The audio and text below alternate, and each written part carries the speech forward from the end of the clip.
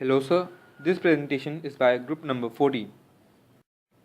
This is Neil Roger Ekka, roll number 65, and our topic for the presentation is communication.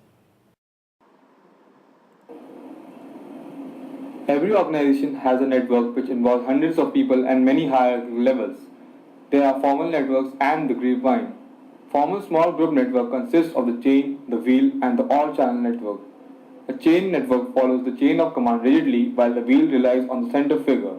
And in case of the all-channel network, there is a communication between all members of the group and the network. The grapevine is not a formal communication system, but it is still an important one. A survey found out that 75% of employees hear about the matters first through rumors. Communication acts to control member behavior in many ways.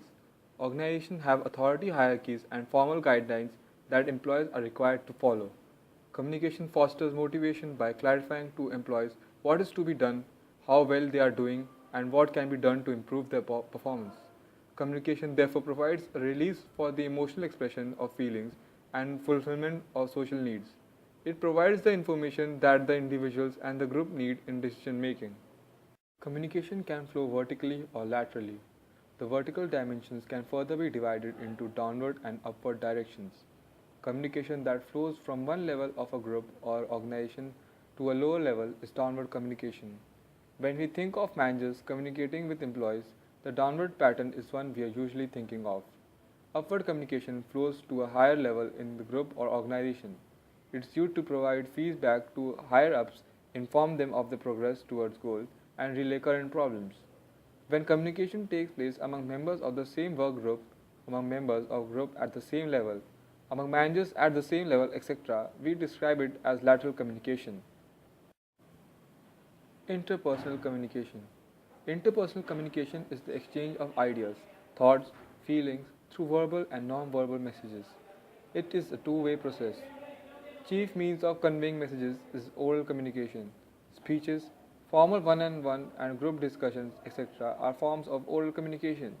Its advantages are speed and feedback. Written communication includes memos, letters, fax, transmission, email, etc. The message can be stored for indefinite period. I am Smriti Raj, roll number 117. Our case is on IGMDP's successful missile launch. IGMDP, which stands for Integrated Guided Missile Development Program. What is IGMDP? It stands for Integrated Guided Missile Development Program, a program for research and development of a comprehensive range of missiles. Missile Science and Technology Studies has started in the year 1956 with 8-member Special Weapon Development Team formed by Defense Science Organization. In parallel, a Missile Policy Committee identified advanced missile system for indigenous development. In year 1982, Dr. V.S. Arunachalam, the scientific advisor to the Raksha Mantri, formed a missile study team headed by Dr. APJ Abdul Kalam, Director DRDL, with representative from DRDO Services and Defense Production. After consideration by the Prime Minister Srimati Indira Gandhi and the Cabinet, the Integrated Guided Missile Development Program, covering all the five systems, together was sanctioned in July 1983. These codes follows as Prithvi, Trishul, Akash, Nag and Agni. IGMDP was a multi-project missile development program due to the development of 5 different types of missiles. Hello, this is Ankit. My roll number is IPG 2012014. The project IGMDP faced many initial challenges. The very first challenge was unavailability of required technologies. The required technologies were new and futuristic. So, a large number of government labs, academic institutions, and private and government industries were to be used. So, it became one of the most complicated technology development programs in the world. The technologies were to be developed at multiple institutions and laboratories with networked organizations, as well as to make them not to have open-ended approach. Uncertainties, complexities, different working cultures, various kind of attitudes, military environment, secrecy, egos, high average age group laboratories, and difficult procedures all attacked IGMDP at the same time. At that time, the public sector units had the culture of undertaking production with elaborate training given by foreign industries. So, they faced difficulties in accepting IGMDP culture. Also, private industries wanted a commitment from the beginning for production so as to make profit. Networking with multiple organizations and industries for technology development gave a real challenge for effective management along with inherent complexities. The complexities were multifaceted, like networking of establishments and related management, time criticality and technology criticality, and so on. Seeing the success of SLV-3 program, Dr. Kalam was asked to lead the guided missile development programs of the nation by taking up the directorship of DRDL. Dr. Kalam was appointed as chief executive of IGMDP, and in 1983 Dr. Kalam took charge as director at DRDL and lead IGMDP. Hi, this is Harsh Kumar Singh, IPG 2012-039.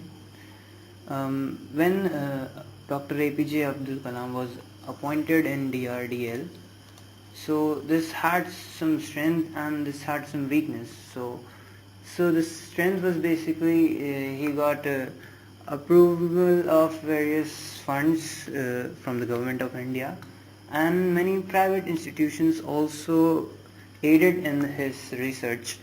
And weaknesses was this appropriate technology wasn't available, and the management system of DRDL was not so efficient.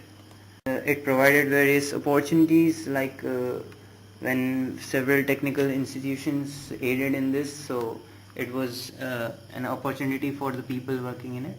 And the threat was basically that inexperienced employees also were included in this project. So Team IGMDP was to give a new direction and new shape for the technology development and networking different groups as well as program management for the 5 groups. Dr. Kalam helped IGMDP to reconstruct DRDL to a unique matrix setup. So this matrix setup was introduced, and the project directors was empowered with more powers and with more financial and administrative power as it was done in ISRO. And in DRDL, the program management culture was not existing at that time. So for tackling these management problems, this metric structure was introduced by APJ Abdul Kalam, and each structure was appointed by a system manager, which had to overlook at these technology system, and the systems manager used to oversee technology development in his regime. So everyone had to report it to 2 bosses. That basically they were the project directors and the systems manager. So basically everything was done under these people. This is Venkat Chaitanya, roll number 91. So, what were the after effects? Kalam's method, which he used to enhance the way to flow the communication from the very basic level to the managerial level, really did good for the IGMPD. It not only helped to back the required funds from the government of India, but also attracted many private institutes work for the project. To lead a project of national importance is definitely subjected to be under high pressure, and every time you have to produce the effective output. Kalam's new method like matrix management changed the trend of employees' way of communication through the organization, which not only eased the decision making skills but also produced the effective decisions than the earlier. So ultimately for the IGMDP team, time was like a sword hanging over their heads, because on their working techniques and problem handling skills directly implies DRDO's capabilities to deliver missiles. The directorate had to take care of the personal issues, moral issues, etc. So it requires an overall control scheme of the program. Dr. Kalam's excellent communication management schemes produced a great outcome of IGMDP. As a result, Agni, Prithvi, Trishul, Akash and Nag had a successful journey. And so why IGMDP?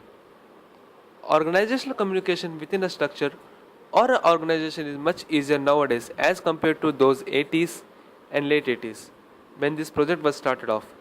Today we have internet that brings the world in our fingers. The only issue is to use our fingertips on the keyboard. But in those days internet was just a concept in India.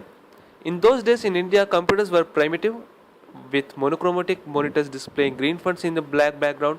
being operated only in AC rooms. In those days, even a television was a rarity. A home with an antenna served as a navigation reference in residential areas. Yes, it was. The younger generation was not have heard about these antennas less to see. Today, it is the era of DTH and DVD quality video and audio. In that era, with Dr. Kalam at the helm, the program management board had to find various industries, research laboratories, and academic interests manually through reports or personal contacts. They had to understand their expertise and capabilities and to delegate works. So it is very interesting to see how IGMDP gave a tremendous example of organizational communication in those late 80s. And finally, thank you for liking our effort.